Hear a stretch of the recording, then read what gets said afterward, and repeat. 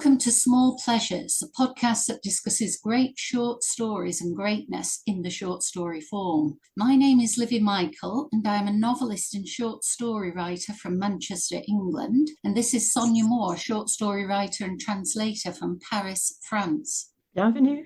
In this episode, we're delighted to welcome Dr. Rodge, novelist, short story writer, essayist and critic, who is Senior Lecturer in Creative Writing at Strathclyde University, where he convenes the MLit in creative writing. Hi there, delighted to be here. Rodge's fiction has won several awards, and most recently he won the Anne Brown Essay Prize 2023 for an essay on the Covenant, which is to be part of a memoir, I believe, called Joshua in the Sky, which is out in September. Yes, that's right. And one of the chapters is a creative response to Faber's work on compassion, isn't it? Yes, it is. It's a kind of tragicomic essay about me having an asthma attack on holiday and ending up in the back of an ambulance, unable to get into a hospital because there are no beds. But thankfully, I've brought some Michel Faber books with me to chat over with the ambulance crew. So that gives you a sense of the tone of the thing, I think. Wonderful. And you also have a book published by Liverpool University Press in 2023 about Michel Faber, the writer and his work.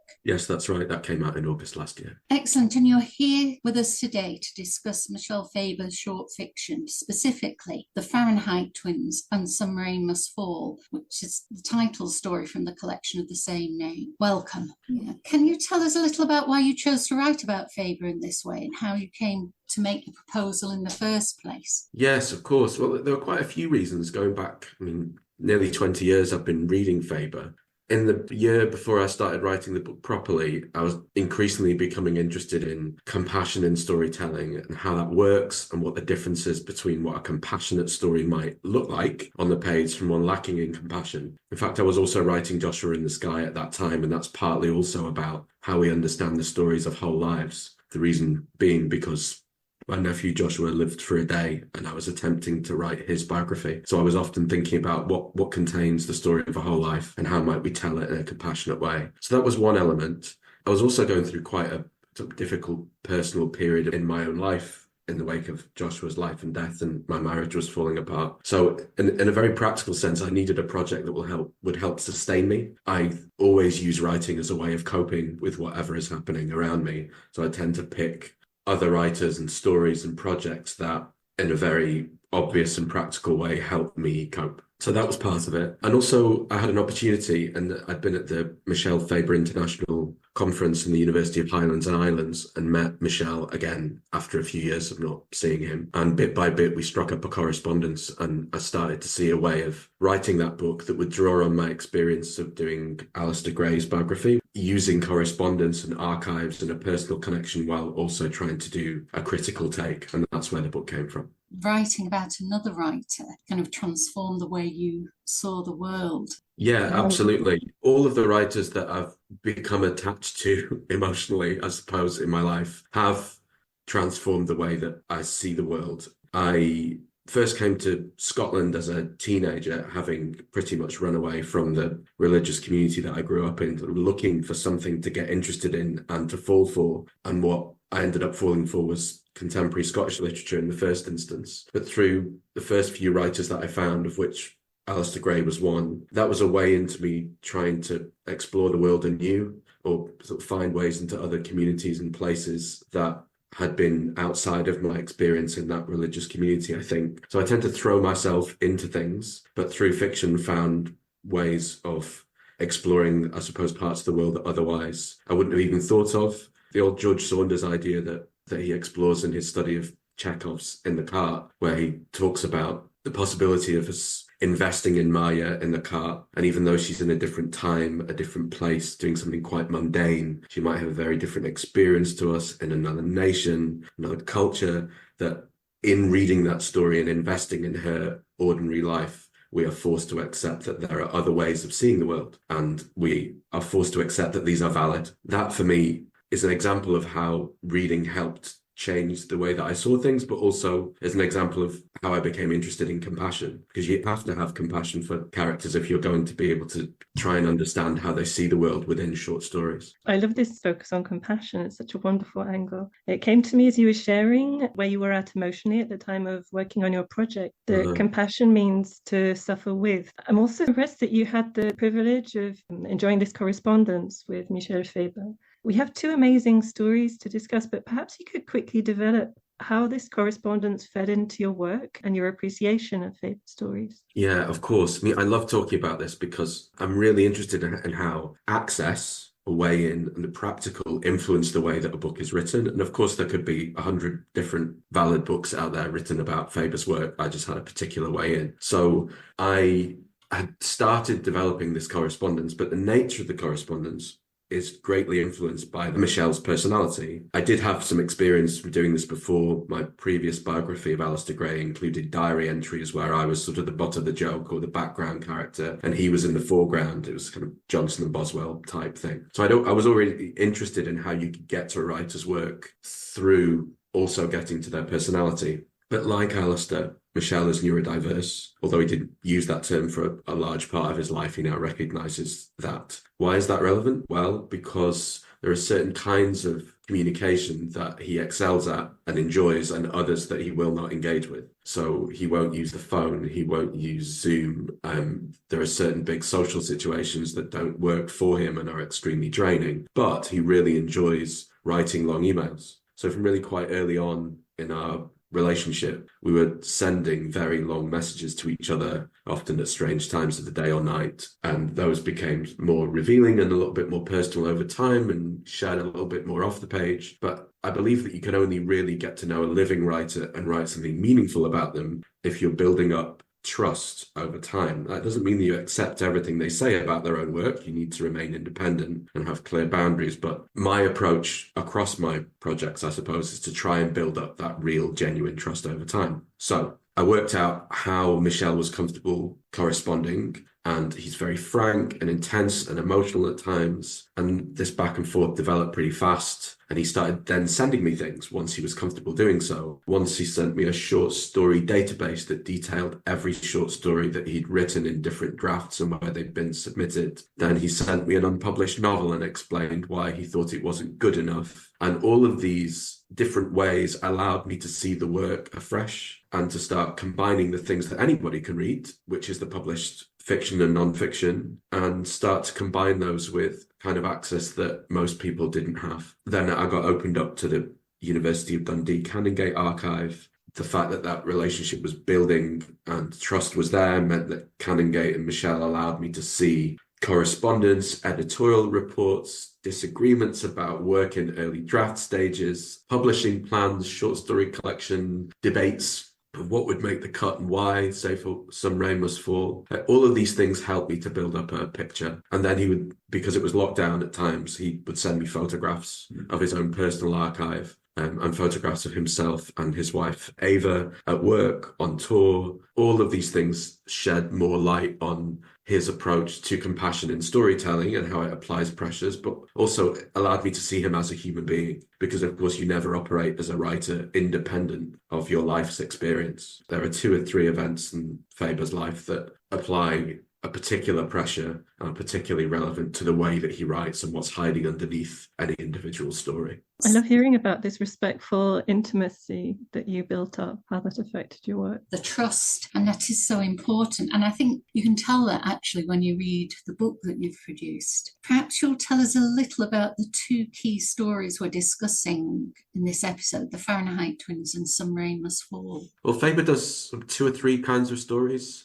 One is the fantastic, one's the mundane, and 3 is the fantastic and the mundane. Sometimes these seem a little disguised because one of the things that's so noticeable about his work immediately is that he's always ranging across form and genre in particular. He has no real comfort zone. So it's sometimes not too easy to spot that there are these three types. Two of these stories that we're about to look at today are set in the real world, though in radically different ways. Although I know not everybody sees the Fahrenheit twins as being set in the real world, and that in itself is interesting. Yeah, in fact, it's kind of changing the way I reading his work, because certainly initially I didn't see Fahrenheit twins as being set in the real world. But we'll come back to that and to setting. Can you say a little about how you think these stories sit with Faber's other work? Well, they're typical of Faber's stories in certain ways, one of which is that nearly all of his stories are about the search for connection and trying to treat others with a recognition of their humanity, even if they're very different to you. I'll just say this very briefly, but that's rooted partially in the fact that Faber himself was brought up in a house by parents who were literally Nazi collaborators in Holland, a house of silence and shame, and he was horrified by that. Much of the work is an argument back against that way of seeing the world. So that's one thing that I think is in both of them, but also something like the Fahrenheit twins is typical of Faber's stories that are set in extreme landscapes. And of course, the landscape applies a particular kind of pressure to how characters treat each other. I like these two stories together as Some Rain Must Fall sees these contrasting attempts at a meaningful connection, one between a teacher and her pupils. And then in the Fahrenheit twins, we've got one between two characters who, uniquely for any Faber story, feel that they are truly connected at the story's outset, like they intimately and truly understand each other and can't imagine a world where they might not, though by the end of the story, that connection is changed or fractured. All of Faber's stories really see characters trying to bridge this impossible divide, and that might be between humans and humans. It's often between humans and animals. That's often the most effective way of people communicating in Faber stories. Or it could be humans and environments, like in something like Under the Skin. So he talks about how valiantly we strive to bridge that divide, even when that is nearly impossible. And I just love how these stories show us genuine attempts at connection, but also show us how difficult it is to mean well, to do well, to try. And that really, I suppose, is what drew me to Faber in the first place and what keeps me interested now. It's really exciting to hear you using this word pressure in relation to landscape, compassion, because so often, particularly with the short story, young writers will be told that they have to create conflict. I find it very expanding to think that there can be other things, like the pressure to connect. You're absolutely right. That is often advice that's given to new writers, as if conflict, as if argument, a kind of argument between characters is the only way to either move a story forward or to make it live in some vibrant way, line to line. But I like the word pressure because it allows for internal pressures, external pressures, pressures of environment, place, temperature, which is often important in Faber stories, the pressures of the past and the present. And yes, conflict might be a part of that, but it's not everything. Well, I thought it might make sense to start with the earlier story to allow us to consider Faber's journey as a writer, perhaps. And I know Sonya has some questions to ask about Some Rain Must Fall. I do. Thanks, Livi. Many questions. And I'm thrilled to have this opportunity to hear your insights on Some Rain Must Fall. It's always a joy to hear Livi's thoughts on this occasion. I'm especially curious to hear both your and her thoughts about the Fahrenheit twins, as I couldn't get a copy of the book in France. The price was over €125. Oh my goodness. It's incredible. So yeah, I love this emphasis that you've been placing on connection. There is a flip side to this, as you've already mentioned, and that's our failure to connect. And this maybe relates to what you highlight about Faber's recurrent focus on alienation and separation. So I'd like to know, how does this characteristic come into play or manifest in Faber's work? Yeah, so how does the failure to connect or the attempt to connect, how does that speak to this business of alienation and separation? Almost all characters in Faber, at least all protagonists, if you look across his short fiction, novels, non-fiction, it's all as if they've been picked up on an alien planet or place and dropped in a landscape where they can never belong. As we should be, are often reluctant to say, and this is what happened in the author's childhood, and glue those things together as if that explains everything. Of course it doesn't, but it's no accident that a version of this happened to Faber in his childhood. So seeking to escape the experience in Holland, both of his parents emigrated with him when he was 7 years old to Australia. In fact, they left both of his siblings behind, his older siblings behind, and he didn't see them for many, many years afterwards. So that is an obvious cleaving at a very young age. He was dropped into a school in Australia without a word of English and tried to run away. So that language is partially how you might feel as an outsider in some place. And also he was moving from somewhere in the northern hemisphere with quite a mild climate to somewhere in Australia that was so incredibly hot, it gave him these intense migraines. So being dropped in a landscape where you feel like you're on some kind of alien planet, that's something that makes complete sense for Faber's stories. I think if you put that together with the fact that he was always looking to argue against this upbringing that he'd had and look for the possibilities of leaping over nationality, culture, race, gender through his storytelling, I think that starts to feel like something that's coherent. That's the beginning of a much, much longer conversation. But his work is preoccupied with that sense of alienness. It's very, very prevalent in Under the Skin and in the novellas, but in lots of the short stories. Just one from this book, Some Rain Must Fall, is Toy Story, which is the story of God not quite being able to reach the people of Earth. So God is alienated and separated from the people of Earth, even though he can see them. So this is right across the work. And it's one of those things that's not really blatantly obvious right at the beginning. I suppose it's like anything, when you spend too long with any one writer's work, as I obviously have done with Michel Faber, you start seeing the same thing everywhere. And that's something to guard against sometimes, but I find it quite liberating to be able to spot that consistency across the work, and that these elements, alienation, separation, and connection, were not in tension with each other necessarily, but were part of the same picture. I find it very enriching to have this biographical backdrop. It does alter the reading, perhaps, as you say, but it certainly deepens and enriches it. When we were prepping for this session, I was very touched by your focus on connection. And I was also fascinated because in Some Rain Must Fall, it was alienation that emerged most strongly for me. And as we've mentioned, these are perhaps the same thing, two sides of the same coin. But what came through for me in that story was the perhaps self-imposed or maybe even subconscious isolation. There's a female protagonist called Frances, who's formidably good at her job as a troubleshooting teacher for traumatized kids. She's described as a control freak, and she's developed this to a kind of art form to have a positive impact on the world around her. She describes her partner as hopelessly safe, and the story opens with Frances's knowledge that her relationship is in crisis. She wants a child, her partner does not. And even in moments of closeness, there's this sense of insurmountable isolation. The connection she orchestrates with the kids isolate her, because to give them what they need, she must efface herself and become someone she's not.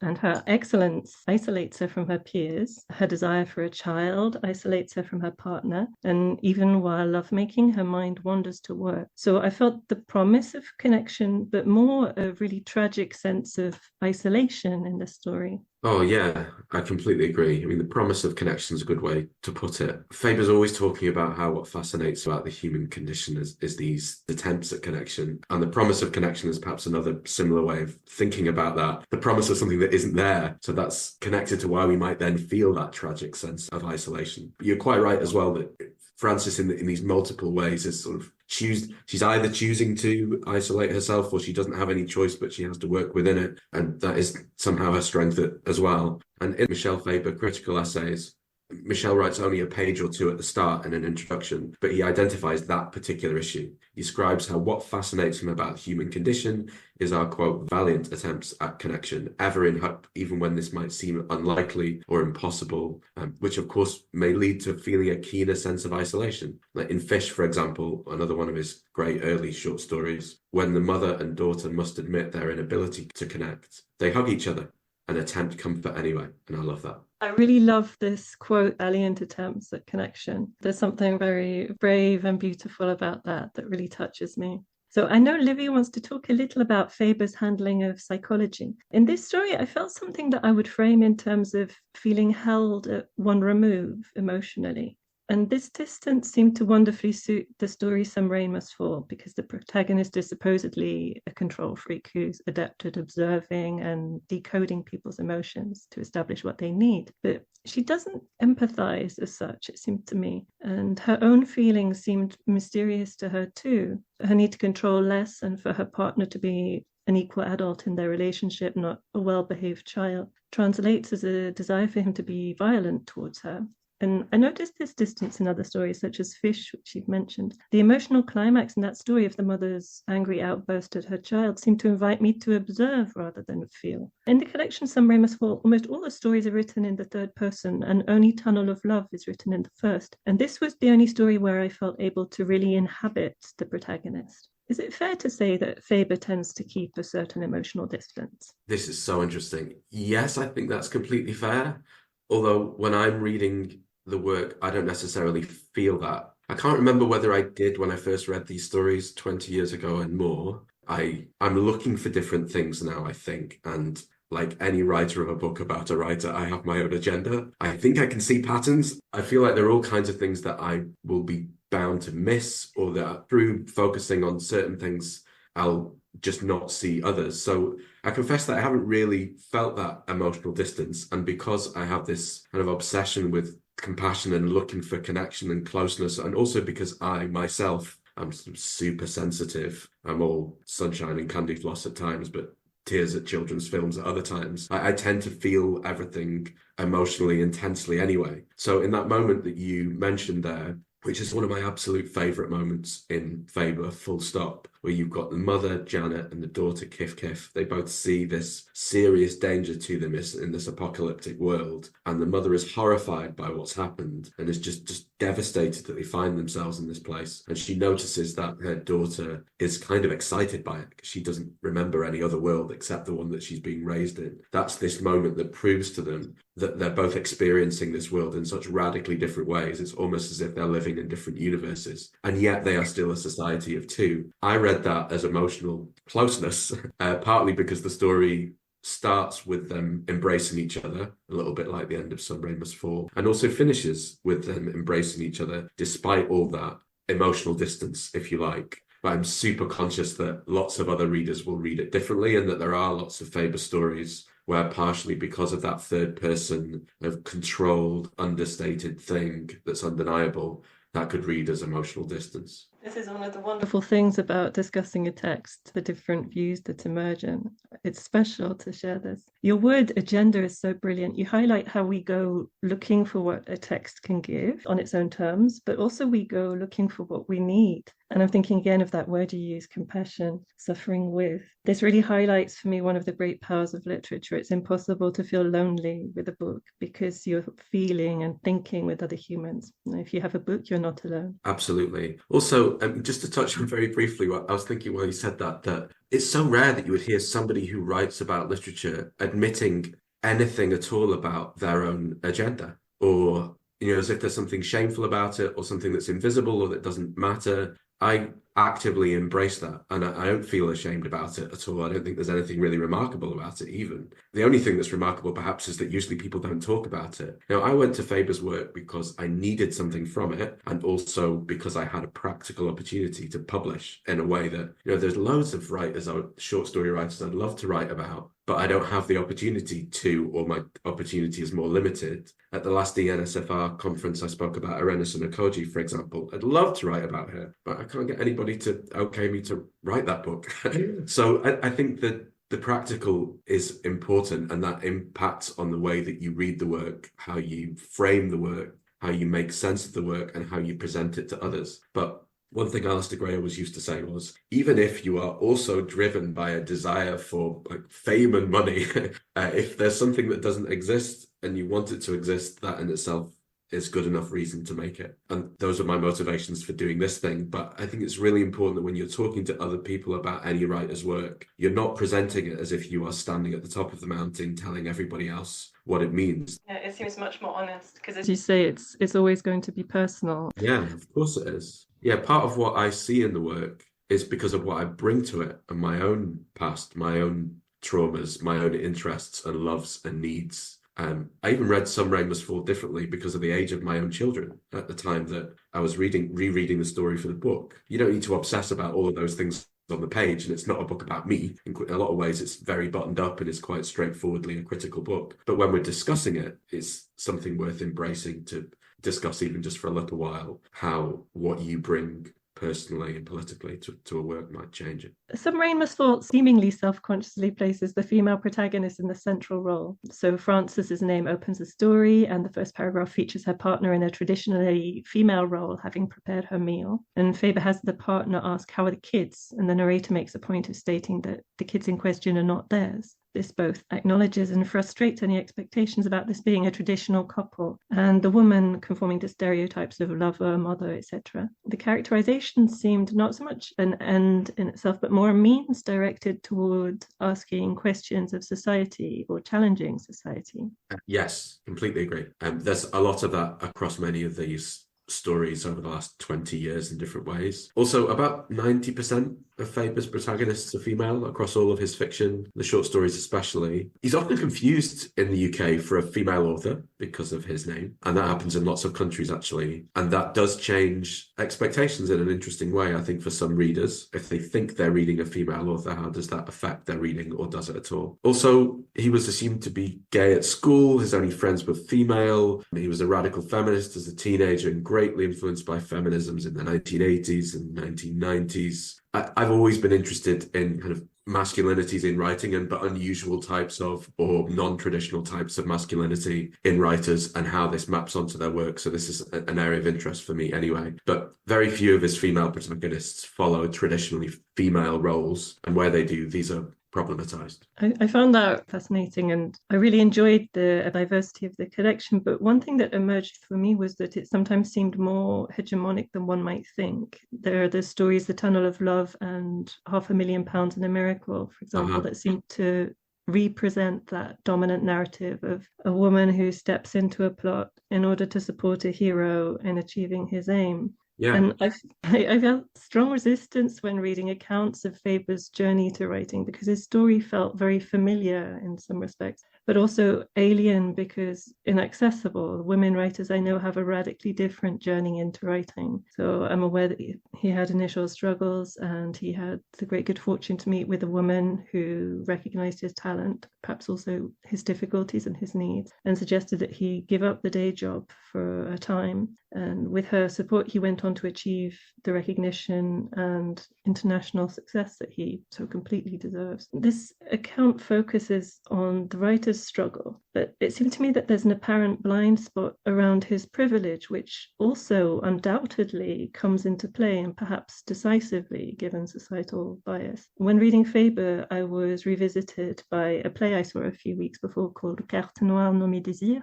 by Rebecca Chaillon, with translated overtitles by Kate Brown. And Chaillon's play explores what it is to be a Black female, and the play is stupendous. It's still revisiting me at odd moments, working on me. And Chaillon got critical acclaim, but also aggression and abuse. And I couldn't help comparing this with what I was reading about Faber's journey and the reception of his work. And I tried to count how many plays I'd seen by white men compared to this one by a Black woman. I'm not a big theatre goer, but it was too many to count to one. And so I guess my question is, in discussion of Faber's work, is there any exploration around how his privilege, as well as his hardships, informed his work and affected his journey to success and recognition? Yeah, I think so, but probably not enough. And so it's well worth pointing it out and concentrating on it for a little while. I'm really interested in how privilege works, and it's undoubtedly the case with Faber. And of course, there are echoes with the lives of many other white male writers, that he had the critical support of a woman, and over a long period of time. I was super conscious of this while I was writing, because Faber is so often pointing towards Ava, his wife. They were together for 26 years, and crediting her. They often did interviews together. He would often call her a collaborator. She would sometimes play that down, and she preferred the word helper, which he also used in reference to his help in her photography work. But I mean, I definitely think that there should be more focus on this, and there are certainly things that discomfort me about it. What's so fascinating about privilege is that you can have undeniable types of privilege, which might be gendered, for example, but also not be privileged in other ways, and an awareness of how these things play into not only how we read a published story, but also whether that story got published in the first place, how it was received, how that human being who made the story was sustained over a long period of time. Questions over if the work would even be seen if it was the work of a woman or the work of a Black woman, or in certain societies. These are all things we should always be poking away at and never getting comfortable about. I mean, Faber's relationship with his wife Ava was so fascinating for lots of reasons. First of all, he was married before to another writer. They were both aspiring writers at the time. That marriage didn't last for very long. When he and Ava did get together, right from the very beginning, before their relationship started, discussions of his work were integral. So for two stories, Fish and Miss Fat and Miss Thin, she gave extremely strident feedback on both of those stories. And he said that right from the beginning, this was part of what attracted him to her. So there's a legitimate question there about, was this something we might feel uncomfortable with about the nature of that support? That said, I think there are some other interesting elements that complicate our understanding of whether Faber was simply privileged or not. Partially, it was just his absolute economic destitution and the fact that he worked for many, many years as a nurse. And when they moved to Scotland, it was often costing him more to get to the care home and back than he was earning there. So the giving up of the job wasn't really losing much, I suppose. There's so much to say here. I just want to add one more thing for now, which is that Ava, whenever Faber got stuck, she would sometimes write sections of where he was stuck or would challenge him. And then in order to be able to get him going, he also did something similar with her writing, but she wasn't keen on publishing her writing and saw herself primarily as a photographer. I mean, there's no shortage of further detail here, but the question of privilege is one that we should always be unsettled about. And it doesn't bother me that you felt resistance there. I think that resistance is totally understandable. I like your insistence on the complexity of privilege and the complex dynamics. It's never a binary. It's never privileged or unprivileged. We're always a difficult mixture of all of these things. Of course, gender plays a key role in the Fahrenheit twins as well, which is also the title story of the collection. I feel that I should describe the story a little and just say that it is set in an Arctic kind of setting, a very isolated setting, and the twins are born to much older parents who are involved in research, anthropological research of one kind or another, and the twins are left to grow up pretty much on their own. And it's when their mother dies that the story takes a different arc for me, and the twins go on a journey with her. But initially, the twins are described as identical in every way in pre-adolescence, but gradually throughout the story, they come to differ in their thoughts and their emotional responses, until at the end, Mark O'Kane envisages a life of trying and failing to comfort his sister in her distress, while Tainter Lilith fears that her role will be to keep her brother's more violent impulses in check. And of course, their parents are very different, particularly in their response to the children. To what extent do you see this as being a story about gender? This is a story about so many things, but absolutely it's a story about gender. We've got identical twins who feel that they intuitively understand each other completely. They're told a kind of horror story by their mother when they're young that their bodies will change and that this will separate them. And they laugh at her because they cannot possibly imagine a world in which they do not feel the same as each other. And then as the story plays out, you get increasing references to the biological and emotional differences between them. We can discuss how many of those might be labelled as related to gender or not. But at one point, when Mark O'Kane sort of feels sure about something related to their mother, he says, "I feel it in my testaments," by which he means his testicles, which is one of my favourite lines. And this is an indicator of how their sexual maturity is going to be at least one part of how they become separated over time. And the moment at the end of the story where they end up in the bath, and with that moment of attempting consoling each other, again, which echoes Fish and which echoes Some Rain Must Fall, it's very hard to deny that gender is absolutely critical to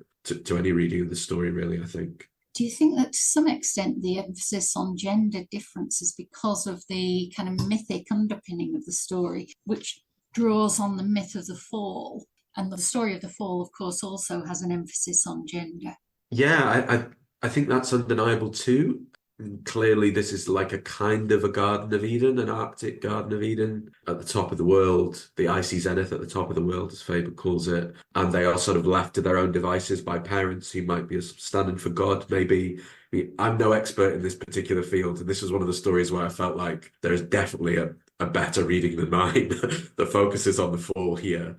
I was seeing the Fahrenheit twins in the context of these other stories that are about attempts at connection that are produced in slightly different ways, using different genres, modes, settings, landscapes to disguise the repetition of this narrow emotional territory. But I absolutely think that there are strong echoes of the fall here. I'm quite interested in Ostrov Providenia itself, which is a slightly misspelled version of Somewhere Real, an Arctic station, Russian station at the top of the world, an Arctic Eden, which is then untouched and then spoiled somehow by the German anthropologists moving into it, but also by the children traversing that snow and literally putting their feet in the snow. Yeah, I mean, personally, I love stories with a mythic resonance, and I think some of the greatest literature has it, such as Ridley Walker or As I Lay Dying. Yes. Adds an extra dimension or invites us to read a more universal meaning into the story. But also the story has to work on its own, or it just becomes allegory with a one-dimensional interpretation. Would you agree with that? And do you think Faber achieves this here? Possibly by not making the correspondences too literal, consistent, or exact. And thinking of the naming, for instance. So we've got Marco Cain being the son of Adam, and Tainter as Adam's first wife. But then we have Boris and Una, their parents, who seem specifically German, and the name Fahrenheit, of course. Yes, absolutely. He avoids the literal nearly always. The line that you just said there about the myth adding an extra dimension or inviting a more universal meaning, but that the story has to work on its own terms or it just becomes allegory. That is a real high wire act, and a lot of writers attempt it and don't get it right. I think that's a very interesting element of the story. I agree with you. I think it is a popular German name too. I might be wrong. But Fahrenheit, because it's a story about temperature, I think, and how it applies pressure. There's that word again. But again, I don't think that any of these things are as simple as a right or a wrong answer. I mean, that's right. And I think one of the ways in which the story changed for me as I was reading it is that it is multifaceted. But to me, it does seem to be about humanity in the largest sense. So it's got that tremendously large scope in it, in the way that myths have. There are oblique references to Eden and to a book of knowledge. And the cruelty in the story seems to come from the quest for knowledge or from desire and self-preservation. The cruelty of the children's ritual, for instance, which is quite startling and chilling. Yeah, that is a chilling moment, not least because they see their violence as a kind of sacred ritual. You know, that they're looking around searching for how to do the right thing. They're talking about being honorable to each other, and in that context, that violence really stands out. They're also trying to put off aging, aren't they? Yes, and partly because they've been told that it will separate them, and they don't want to be separated. These are neglected children that only have each other, really, and the huskies. As in many places in Faber stories, the animals are where humans find the most satisfying connection. But aside from the huskies, they really only have each other. So they see aging as this thing that is terrifying, that's in the distance, that they're hoping to resist. They're, of course, being betrayed by their father, and their mother has also isolated them in a house of silence. Like Faber, she only says a handful of words, so her words take on this outsized importance. They're leaving for another home among people that their parents have arguably taken advantage of, the indigenous community. And again, that's Faber's childhood right there. It's just slightly disguised. Yeah, so interesting. And the setting is fascinating. I mean, why do you think he chose this Arctic wilderness for the background to the story? I mean, there's the other Nordic kind of elements, the Germanic back parents and the Scandinavian Miss Christensen at the end. Yeah, I'll just pick up on the Arctic wilderness background. One of the things you can see consistently across Faber's fiction over about 30 or 40 years, even and especially when he's doing all of this genre hopping in the short story, is that he uses extreme landscapes so often to charge the stories in some way. In Under the Skin, the Highlands operates as a kind of extreme landscape. The Planet of Oasis does that in the Book of Strange New Things. That's about a deeply caring Christian missionary trying desperately to do right by the compassionate aliens, and of course failing sometimes, but not always. There are stories like The Crust of Hell, which are set on Earth, but in a place that doesn't feel like Earth because the landscape is so extreme. So interplanetary or on Earth, he's done this so many times, and environments apply pressure to characters after all. Yes, and interesting that mention of aliens, because what about the anthropological elements in this story, the Guhinui? Is that how you pronounce it? The honest answer, Livi, is I do not know. I've always said Yes. Gainui, and nobody's ever contradicted me, but I'm here to learn. So, why don't we ever see them? Yeah, well, I mean, that's critical, isn't it? What we see is the Fahrenheit twins' family's distance from the Gainui.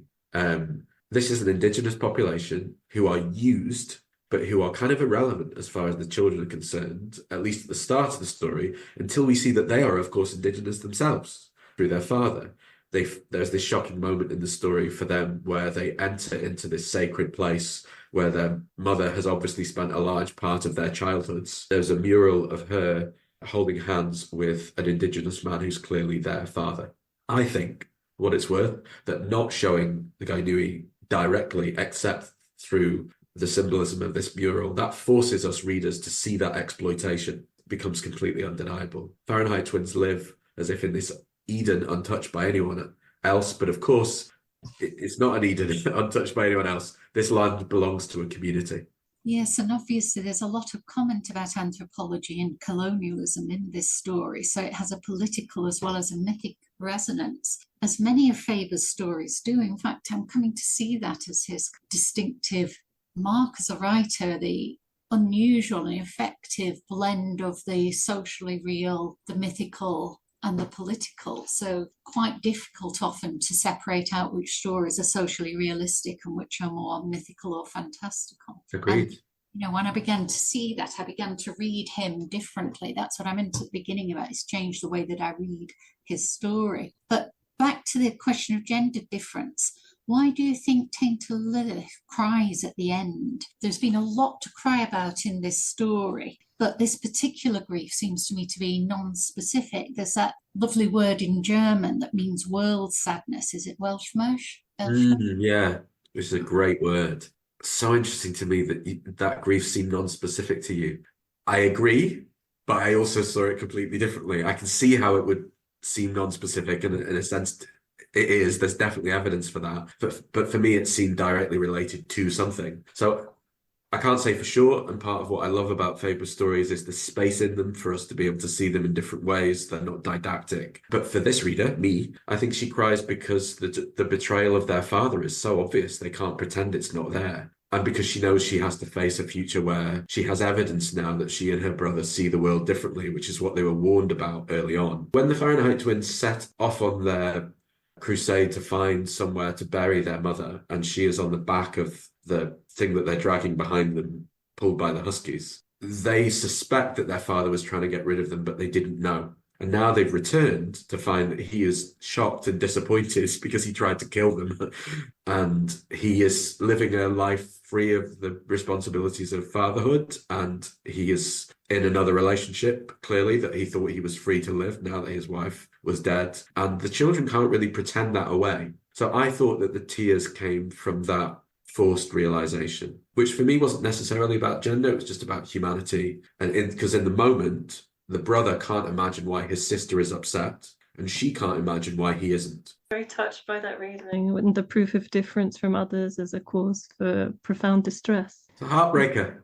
It is heartbreaking, even just listening to both of you speaking. And the link to myth that Livi raised is coming back to me. I'm thinking of the various creation myths in Judeo-Christian traditions, with the disputed origin of Eve and the idea that the first human was hermaphrodite, and Eve was born not of a rib but of Adam's whole side, that he was split. So each human is a half desperate to be whole. Some Rain Must Fall as a collection often seemed to me to be about humans reaching to be whole. and this being a tragic impossibility. So it's really interesting to hear it coming up in your discussion of the Fahrenheit twins. It's worth mentioning that the Fahrenheit twins was a story that was rooted in the same historical period as many of the stories in Some Rain Must Fall. Faber wrote for 20 years plus without making any attempt to publish at all. He was simply writing as a way of managing the world around him and expressing himself in a world he didn't feel any other way to be able to do it comfortably. But if you see those echoes to Some Rain Must Fall and the stories in that collection, it's because they are rooted in the same historical period of writing. How do you see Faber's journey as a writer between the two books? What's so interesting for me about these two books is that many of the stories were written in the many years before Some Rain Must Fall was published. Over 100 were considered for that collection, which you can see in the University of Dundee Canongate archive. And the Fahrenheit twins itself was rejected from that first collection as the publisher didn't really respond to it. Though it was then reappraised and it became one of Faber's most successful stories and the title of his second collection. It also became a really successful play. It was an audio book that was done with music by Brian Eno. It's just one of these stories that's gone way beyond the collection. But Faber wrote for 2 decades before even trying to publish at all. So it's really hard to pass the timeline. Stories that you think are later, in fact, earlier stories didn't get published till many years later. It's really, the timeline is all over the place. Amazing. And I think his work is certainly some of the most distinctive among contemporary writers today, partly because of that fusion of the mythic and the socially real and the political. It'll be so interesting to see what he produces next. Thank you so much, Rodge, for sharing your expertise and insight into this fascinating writer. And if our listeners are interested in learning more, then your book would be a great place to start. I can thoroughly recommend it. It's full of insight and also it's really accessible to read. It's a thorough introduction to his short stories and to his novels. Can you remind us of the title and publication details? I will, but let me say first, I'll take that as high compliment if it's accessible. That's what I wanted it to be. The title is simply Michel Faber. It's part of the Writers and Their Work series that has got its 30th anniversary this year. Other great volumes by Elsa Cox, who I know has appeared on this podcast, Robert Shepherd, many others. So it's just Michel Faber and it's published by Liverpool University Press. Great. We hope you've enjoyed this special edition of Small Pleasures and that you'll tune in again because we have many more great short stories to discuss. Until then, it's goodbye from our guest, Dr. Rodge Glass. Goodbye, thank you. And goodbye from me and from Sonya.